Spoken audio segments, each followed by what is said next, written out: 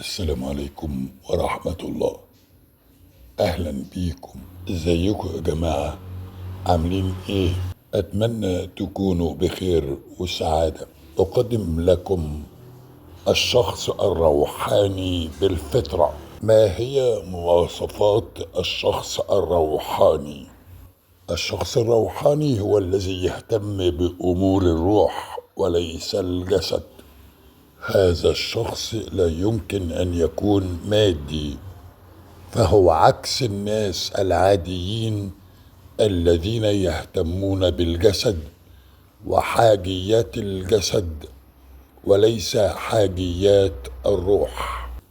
فمعظم الناس الماديين يحبون كل شيء مادي، والمادة ليس معناها فقط المال، بل هي كل شيء يمكن لليد أن تلمسه. لقد خلق الله عز وجل الإنسان ووهبه الروح والجسد، ولأن الإنسان مكون من الروح والجسد فيجب عليه أن يهتم في هذه الدنيا بما هو مخلوق عليه. يجب على الإنسان إذن أن يهتم بالروح والجسد ويقوم بعمل توازن بين الروح والجسد، بحيث لا تغطي الروح على الجسد أو يغطي الجسد على الروح. ولكن رغم ذلك تجد أنه يوجد أشخاص ماديين يفكرون فقط فيما يشبعهم من طعام وشراب ونقود وشهرة، ويفكرون أيضا في البحث عن الجنس وغير ذلك من الأشياء المادية. هذه الأشياء المادية التي تحيط بنا من كل جانب، ولكن هناك أشخاص لا تتأثر كثيرا بالماديات، حيث أنها ترتقي بالروح ولا تجرهم الدنيا بمادياتها.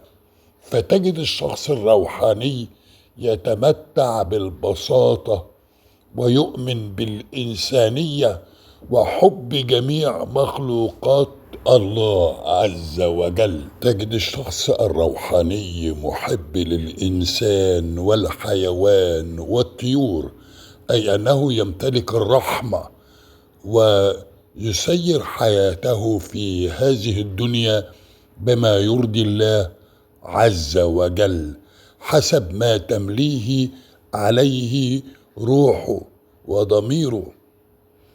فهو يثق في الله، وثقته في الله تغنيه عن كل العباد، فهو متقبل لكل الناس ومتسامح، لا يغضب أحد ولا يسب أحد، وكذلك لا يقسي أحد ولا يطلق أحكاما على أحد. فهو إنسان محب لكل شيء خلقه الله عز وجل.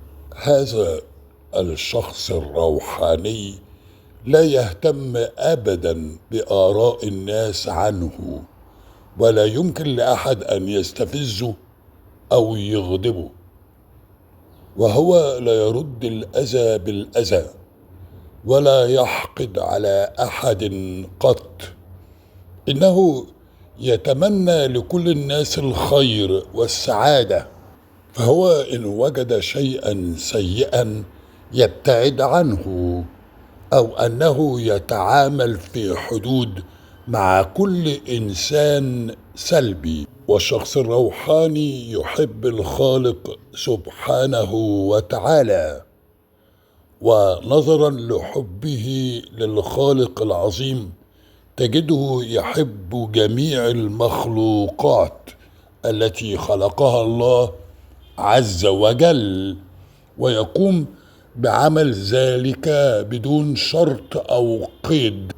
من هنا تتولد لدى هذا الشخص الروحاني الطاقة الإيجابية. هذه الطاقة تدفعه لحب الحياة وحب مخلوقات الله جميعا. هذه الطاقات التي تجعل من شر الإنس والجن شيئا ضعيفا لا يستطيع أن يقف أمامه. لذلك يجب على كل شخص منا أن يكتشف ما بداخله من روحانيات مهما مر علينا من مصاعب في الحياة، أو مهما مر علينا في الحياة من انقلابات ومشقة أو تعب. حينما نكتشف ما بداخلنا من روحانيات سوف نعلم أن هذه الحياة التي نعيشها على هذه الأرض حياة قصيرة مهما طالت، وسوف نشكر الله عز وجل على نعمته التي أنعم بها علينا. فمن عرف نفسه عرف ربه. ويجب علينا أن نعرف أن الشخص الروحاني ليس ساذج، ولكنه شخص طيب القلب رحيم، لا يرضى لنفسه بالحرام، يتعامل مع الآخرين ببراءة وحسن نية، ولكنه شخص يستطيع أن يفرق بين ما هو طيب وما هو خبيث. فهو شخص واعي ويعلم تماما بما يدور حوله. أعزائي المشاهدين، عندما أتكلم هنا عن الشخص الروحاني لا أقصد المعالج الروحاني الذي نسمع عنه كثيرا في مواقع التواصل الاجتماعي.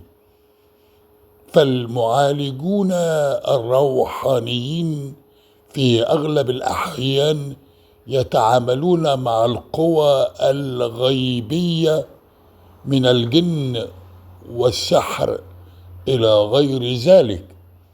إنني أقصد هنا أن الشخص الروحاني هو شخص رباني يتعامل مع الله سبحانه وتعالى، ويكون لديه روح شفافة بحيث أنه يسلم أمره كله إلى الله عز وجل. ومعنى ذلك أنه يحس ويستشعر كل من حوله ويتعامل مع الآخرين بحب، يتعامل مع الناس ببراءة كبراءة الأطفال، لا يكن لديه أي نية سيئة أو غدر أو خيانة، فهو يتعامل مع جميع البشر كأن العالم من حوله بخير. فهو لا يعرف الكذب ولا يعرف الغش والخداع ولا النفاق. هو في العادة يعتبر أن جميع الأشخاص الذين يتعامل معهم طيبين، ولهذا فإن هذا الشخص الروحاني قد يتعرض لصدمات من الناس الآخرين، وهو كما قلت رحيم بالناس ورحيم بالحيوانات والطيور وبالشجر وبكل شيء. ومن صفات الشخص الروحاني أنه يميل إلى العزلة، حيث أنه يتعامل مع الروح أكثر من الأشياء المادية الخاصة بالحياة، فهو يشعر بأشياء لا يشعر بها الآخرين المهتمين فقط بالأشياء المادية. ومن علامات الشخص الروحاني أنه يكون عنده طاقة وشاعر جدا بهذه الطاقة التي يملكها، فهو يشعر بالآخرين، يشعر بالأشخاص الذين يحيطون به، يشعر إن كان هؤلاء الأشخاص إيجابيون أم لا، ويشعر كذلك بالمكان الموجود به، يشعر إن كان هذا المكان مليء بالطاقة الإيجابية أم لا. إذن فهذا الشخص الروحاني يستشعر الأشخاص الإيجابيين، ويستشعر كذلك المكان الموجود به طاقة إيجابية. ويمكننا أيضا أن نقول أن الشخص الروحاني يكون متحمل للمسؤولية ويشعر بها منذ الصغر، فهو يتحمل مسؤولية، يتحمل مسؤوليته، ويتحمل أيضا مسؤولية الناس الذين يلتقي بهم، فهو يشعر دائما بأنه مسؤول عن نفسه وعن الآخرين، يريد أن يساعدهم ويعلمهم، وهو يتعامل مع الآخرين طبقا لباطنهم وليس طبقا لظاهرهم، فهو يحس ويستشعر في الآخرين إن كانوا يمتلكون روح صافية شفافة أم لا.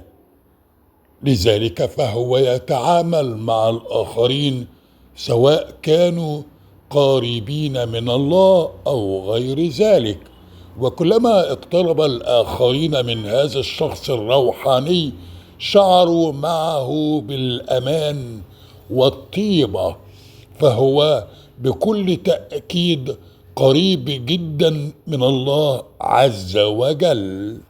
عزيزي وعزيزتي المشاهدين، إذا وجدت بعض الصفات التي ذكرتها في الشخص الروحاني موجودة في شخصيتك، فيجب عليك أن تنمي هذه الصفات الطيبة. نمي هذه الصفات الطيبة والعوامل الموجودة بك حتى تصبح شخص روحاني مفيد للمجتمع، هادئ الطبع، صفي النفس، لا تحقد على أحد ولا تلوم أحد. فيجب عليك أن تحب الجميع وتحب مخلوقات الله من البشر والطيور والحيوانات والشجر. وإذا أحببت كل ما خلقه الله عز وجل أحبك الله وارتقى بك حتى تصير قريبا جدا من الله سبحانه وتعالى. أعزائي المشاهدين، ده اللي أنا كنت عايز أقوله لحضراتكم. أتمنى أن لا أكون قد نسيت شيء أو أكون أهملت شيء. مع أطيب تحياتي، كان معاكم أخوكم محمد مصطفى. إلى اللقاء في مواضيع أخرى قادمة. سلام عليكم.